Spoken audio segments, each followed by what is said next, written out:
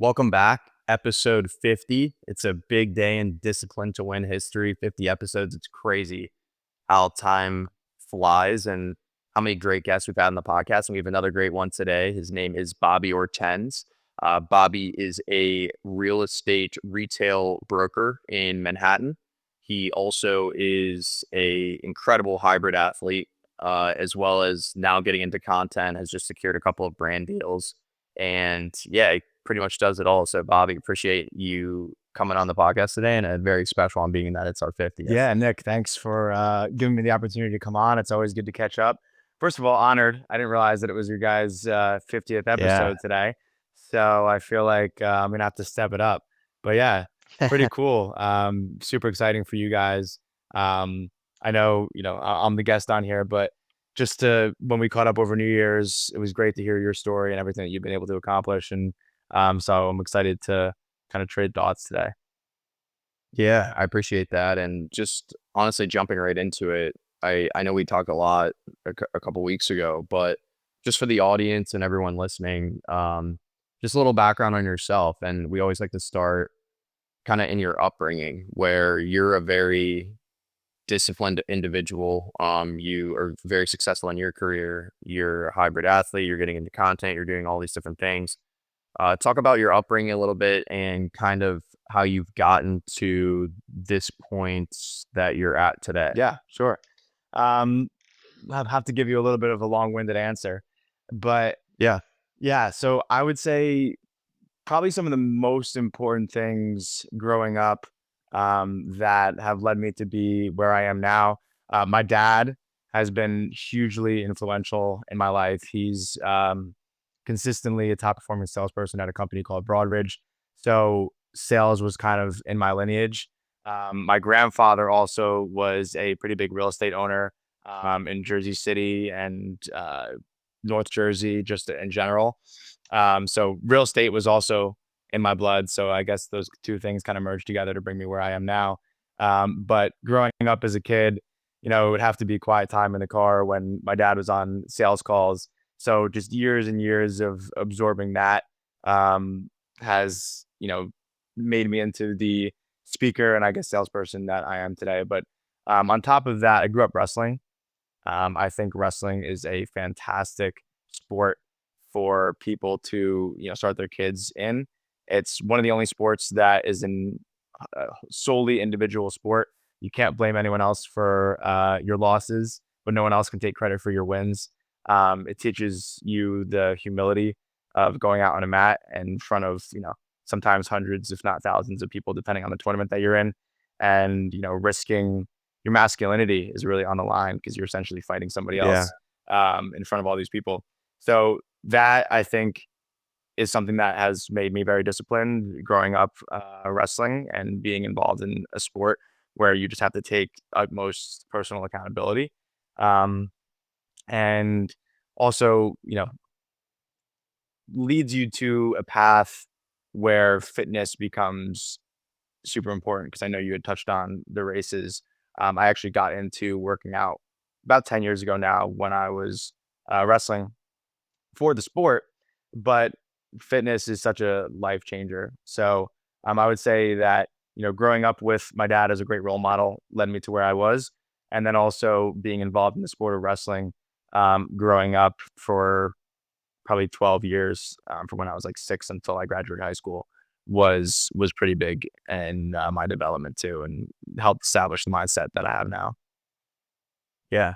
I completely agree too. I only wrestled for 3 years, and it was when I was younger, but the lessons that I learned through wrestling, it's an incredible sport, especially when you're young. I honestly wish that's one thing I wish I continued to do until I was like older in high school, because it's an incredible sport to teach you discipline and humility, to your point, where you're going out there and you're essentially competing man on man, and there's no excuse other than he was better or you were underprepared. So it's like a great representation of life. So I like that you mentioned that. But it sounds like sales, you obviously had a little bit of a background in real estate, being that your grandfather was involved in real estate, and now you're essentially in the most competitive landscape in real estate, which is Manhattan. So talk a little bit about what you're doing right now from a retail leasing standpoint, how competitive really is it? You see obviously all around that you can make a ton of money,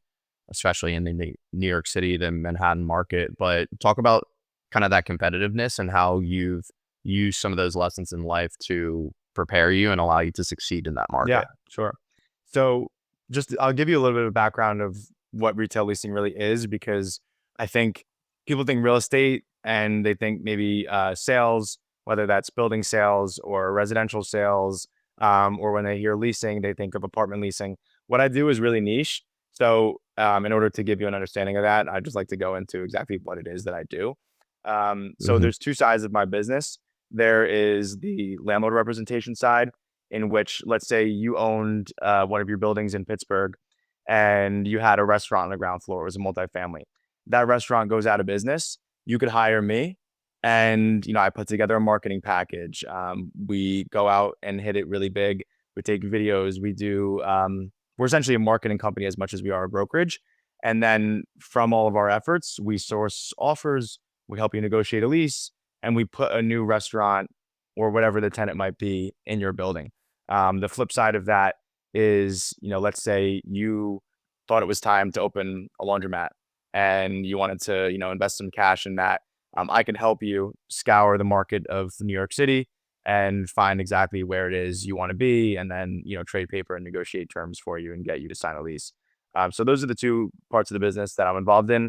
I'm mostly landlord representation. So 95% of what I do is dealing with owners. Um, but just to, give you an idea of what it is I actually engage in on a day-to-day basis, to go into the competitiveness of it, I mean, you hit the nail on the head. I think when everyone thinks of New York, they think of mostly two things, right? Finance. It's one of the most competitive industry, Yeah. segments of the finance industry, and then also real estate. The real estate in New York is worth more than anywhere else in the country. I think there was in Central Park Tower, a condo listed for sale at $150 million, which Yeah. is just absolutely insane. Insane. Um, so what that does is it attracts a lot of people to want to work in the city because they see the Hmm. dollar signs. So you're dealing with everybody from, like, my boss, who's the president of our division that I've been working under on the last 2.5 years. Recently, I've branched off, and now I'm a director myself. I'm growing a team underneath me, but he's a 25-year veteran in the business. And then you have, the kid who just got out of college, who got his real estate license and said, "Screw it, I'm trying to be a retail leasing broker." Um, so it's an extremely competitive landscape. Luckily, I was fortunate enough to have the tutelage of my boss, who kind of took me under his wing. Um, representing owners, which is what I specialize in, is it's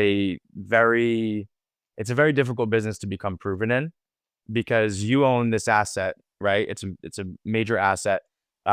You're going to entrust, a 23, 24-year-old to handle the leasing for the biggest moneymaker of that asset. People might call you crazy. So I was able to learn a lot and get a lot of reps on the landlord side, through working under my boss. It took him 3 years to get his first landlord exclusive.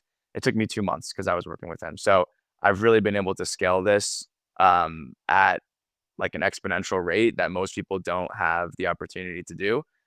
So right now on my board behind me, I think it's 35 active listings, which is a pretty solid number. The last 3 years that I've been doing this, I think I actually just hit my 80th deal, so that's a little It's more than awesome. two a month, which is great. I just closed two of the biggest deals in my career, which I'm super grateful for. 138 Bowery, in the corner of Bowery and Grand. It was a 12,000 square foot space. We just put an arcade in there. Can't really go into too many details because we signed an NDA with the tenant.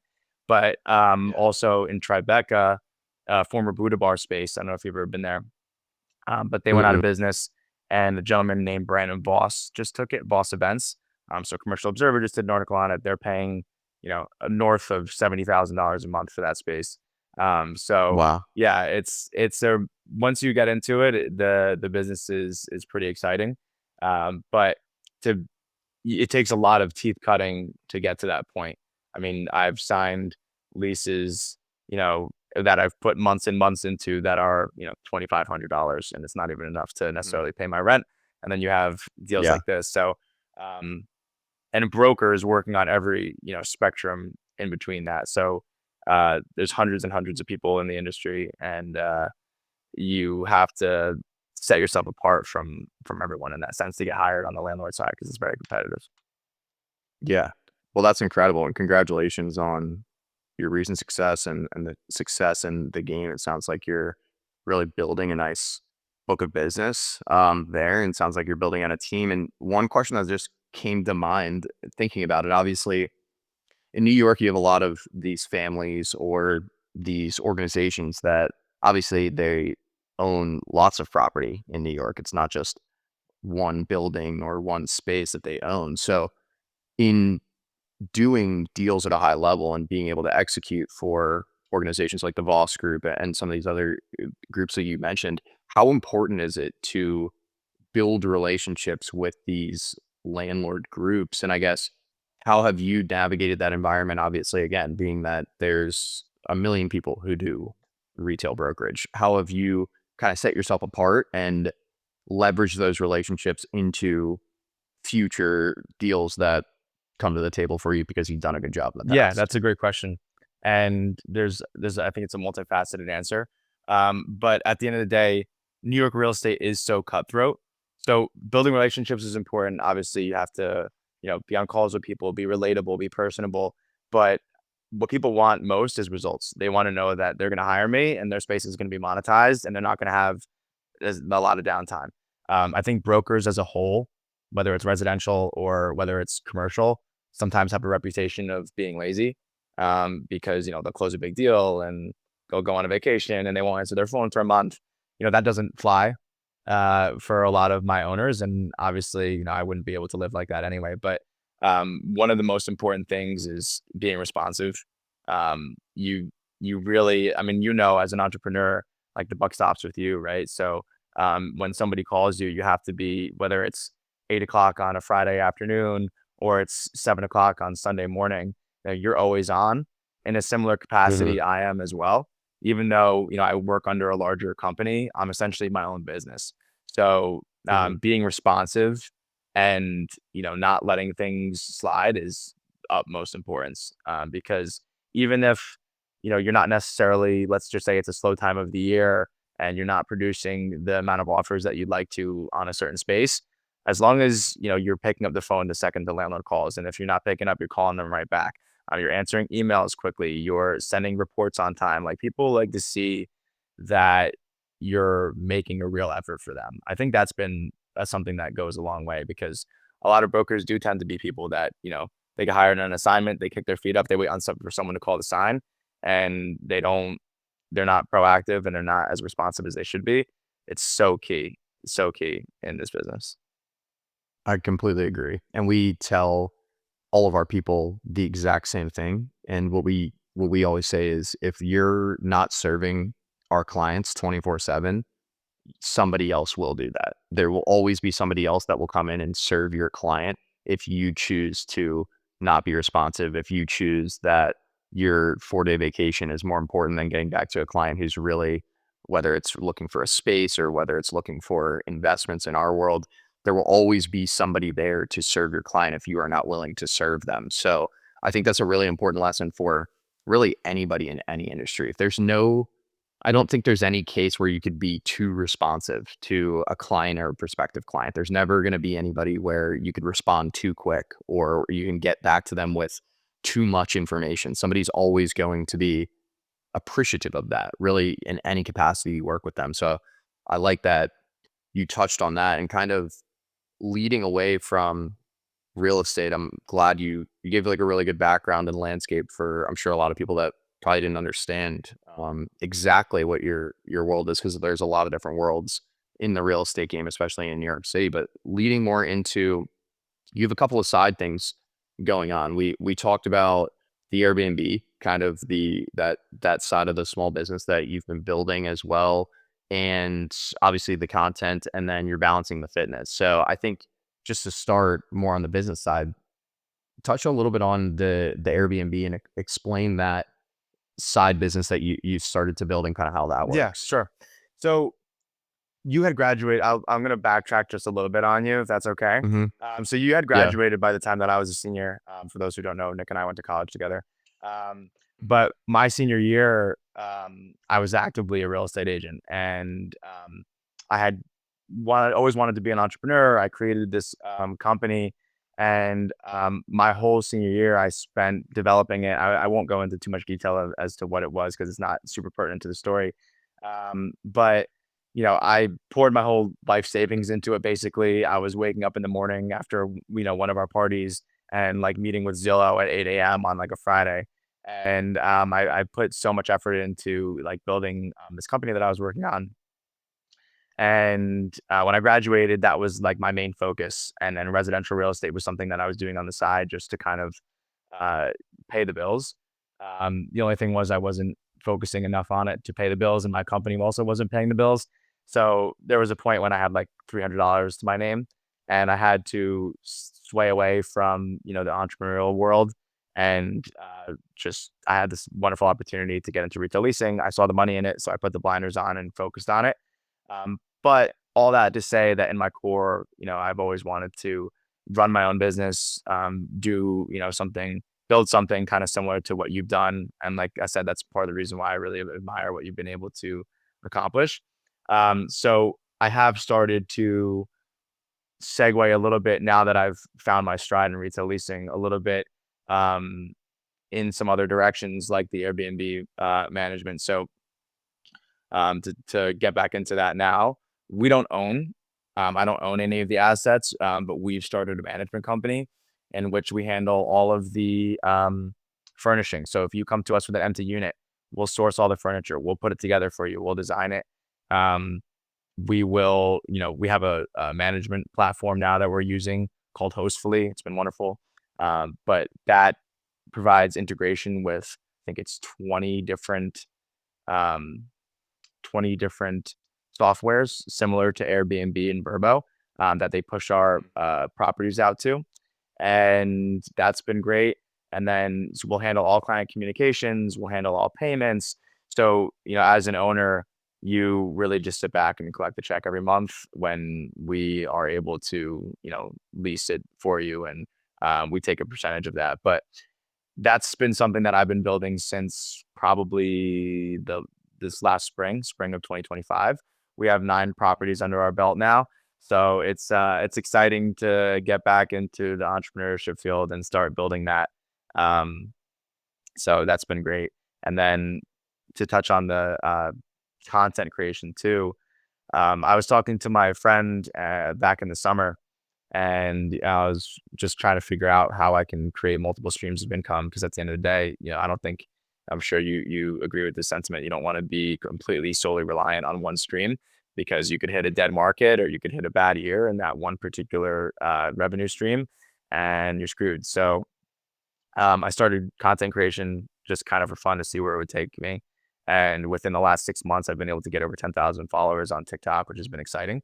So It's I've great. had Bear Bells just sent me a package. I have a brand deal with State and Liberty, which I'm actually wearing right now. That's not even a plug. I didn't think about that. But code Bobby10 if anyone wants some men's athletic fit clothing.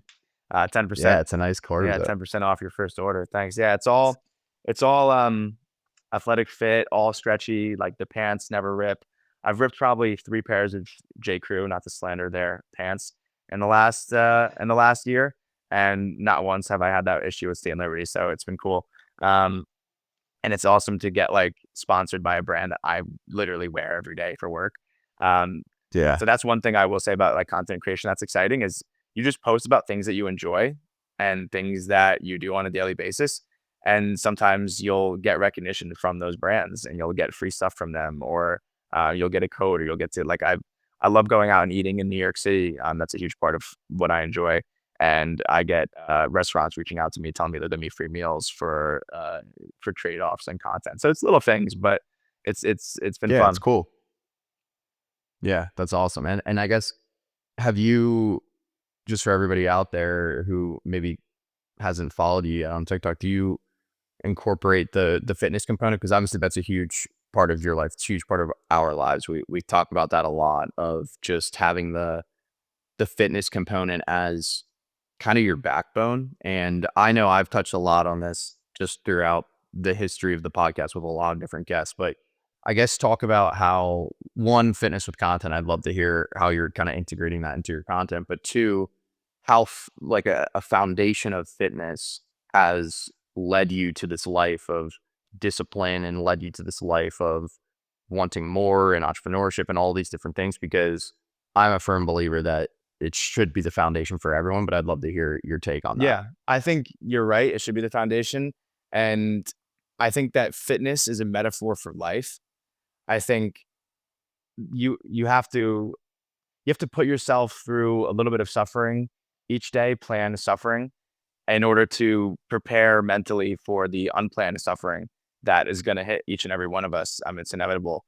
So the only way to mentally prepare for it, like if you live such a cushy life all the time, and then something, catastrophic happens to you, your brain's going to go haywire because your body's not used to enduring stress.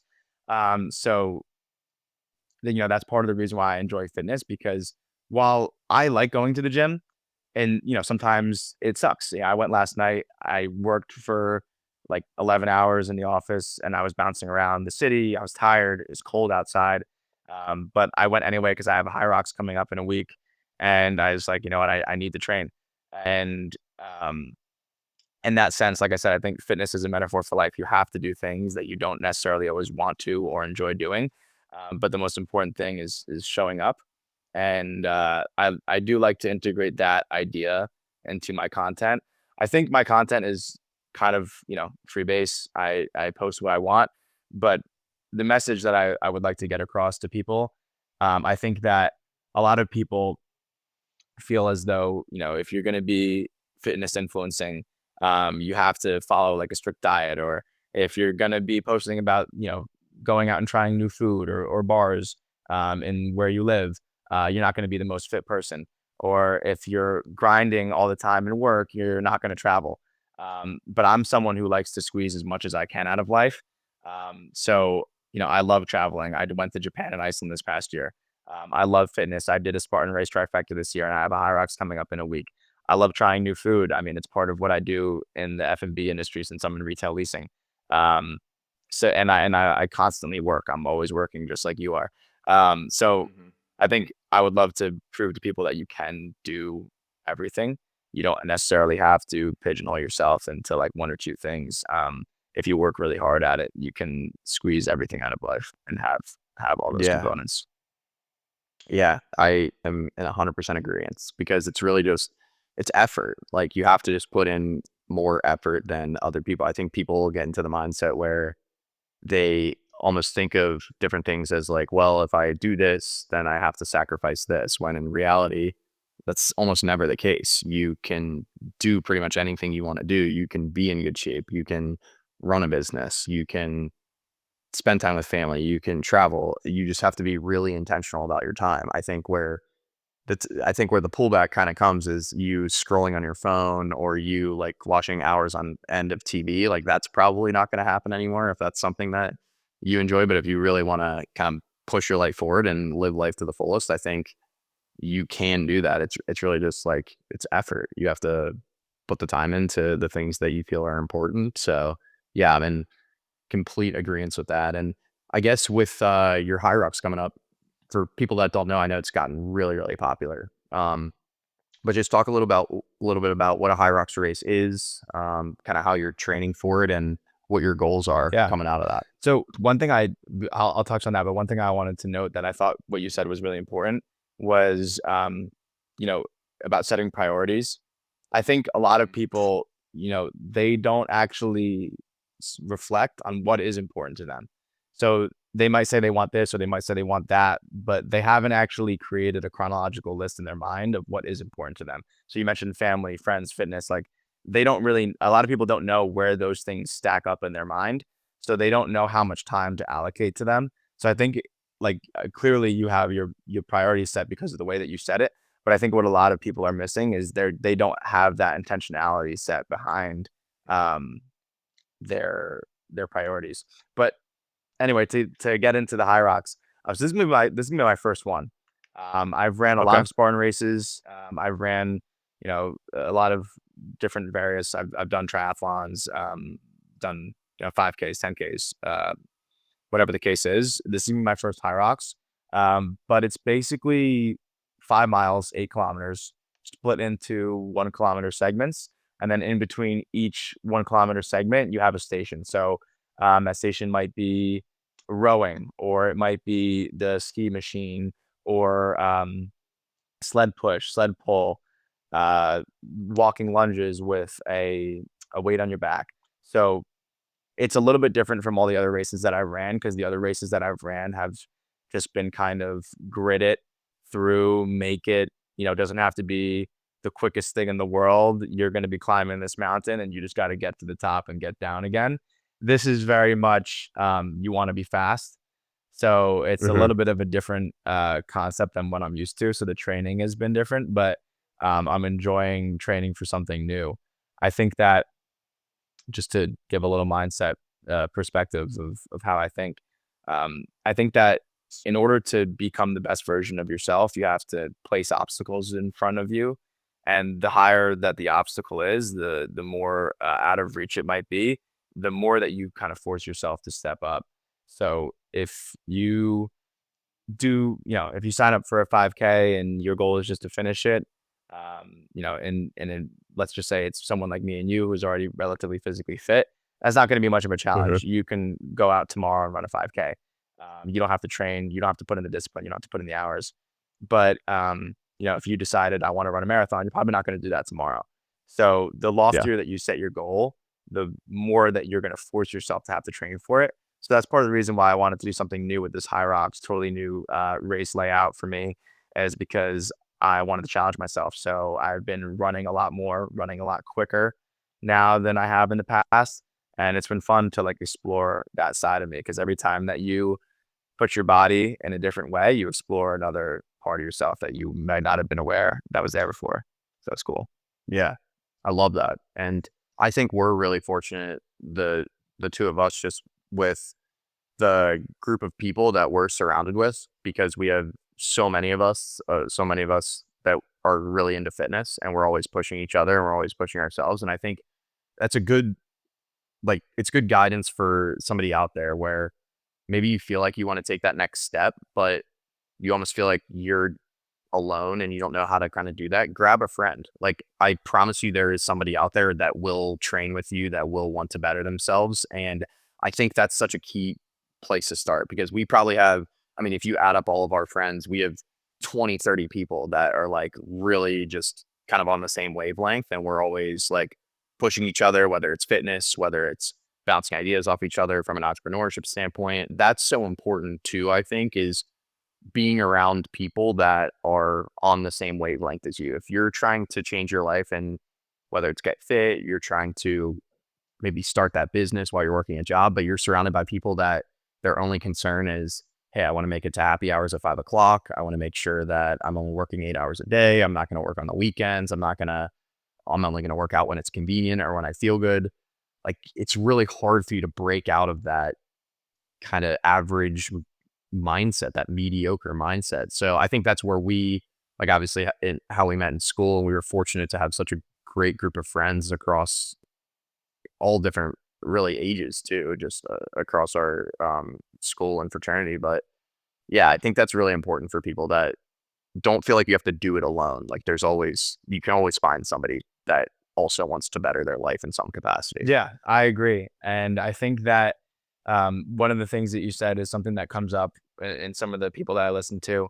Um, Whenever I'm not feeling like going on a run, maybe I'll throw on David Goggins to make me feel Yeah.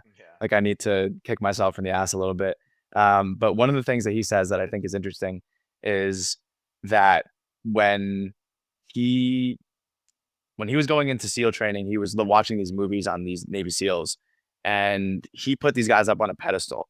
And he was like, wow, I mean, like, if I could be there with these guys and compete with them, like, it would change my life. So he eventually ends up, obviously, most people know the story of David Goggins, going and becoming a Navy SEAL. And when he became a Navy SEAL, he realized, I not only can I compete with these guys, but I can be better than these guys. And so it drove him, because he was surrounded by absolute winners, to want to be the top of the pack of absolute winners. So if you're surrounded by a pack of mediocre people, but you're the best out of those mediocre people, you're going to feel like the man. In Yeah. reality, and I think that, you don't necessarily life, you shouldn't be comparing yourself to others.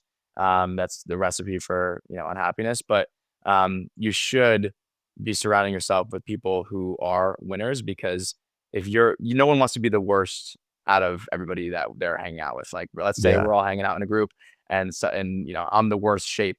I'm in the worst shape out of all of our friends. That's going to motivate me to become in better shape. So if you surround yourself with winners, you're not going to want to be the worst out of everybody that you're hanging out with. So I totally agree that who you surround yourself with is super important. And like you said, we've been fortunate enough to be in circles in which people take care of themselves physically, in which people, want to make money, and personal growth is a staple of how we think. I'll give you an example. Like my roommate, Cole Cuppinger, we went to school with him as well. Hmm. Um, our rooms are right next to each other, and we're both morning gym people. So if he gets up in the morning, I hear him, and if I stay in bed, I lost. You know what I mean? Yeah. Like I lost.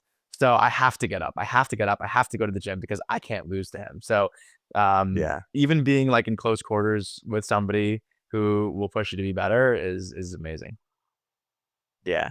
Nah, that's awesome. And um, kind of just, I think we talked about a lot of great things. I think we covered a ton of great stuff today, and I appreciate you being on. Obviously, my last question that I always ask everyone is: you're obviously doing a ton of stuff, but what's next for you? What's kind of, whether it's this year, whether it's over the course of the next couple years, what's something that you're working towards right now, or maybe a skill set you're trying to get better at? Kind of what's next for Bobby? I think next is upgrading my bandwidth.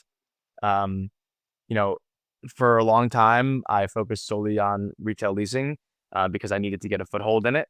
And now I feel like I've established that, and I don't plan on slowing down necessarily in it.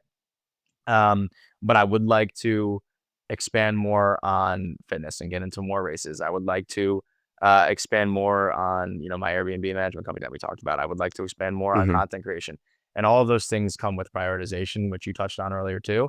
And it's not easy. It's not easy to balance multiple things at once. It takes a lot of discipline and a lot of effort.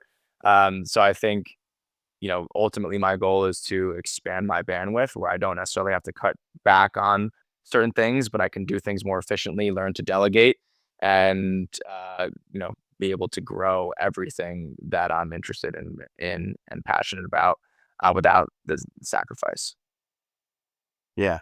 Well, that's awesome. And I know there's no doubt in my mind that you'll be able to do that. You're a savage. And I know you'll just keep going up and up. So it's exciting to watch you win and hear your story. And again, we really appreciate you coming on to today, and especially it being the 50th episode. It's a special one for us. Thank you for being a part of that. And everybody out there, Bobby Ortense on all platforms, follow him. He's doing a lot of cool stuff, and he just started in the content game, and he's already blowing up. So he's going to be super successful in that. I'm very confident. And Bobby, we got to get you down to Miami too Dude, here yeah. for another trip. And yeah, we'll do some content. We'll work out. We'll have a good time. Sounds perfect to So me. appreciate you being on today, Yeah, though. sounds perfect to me, dude. I'm honored again. Congrats on 50 episodes.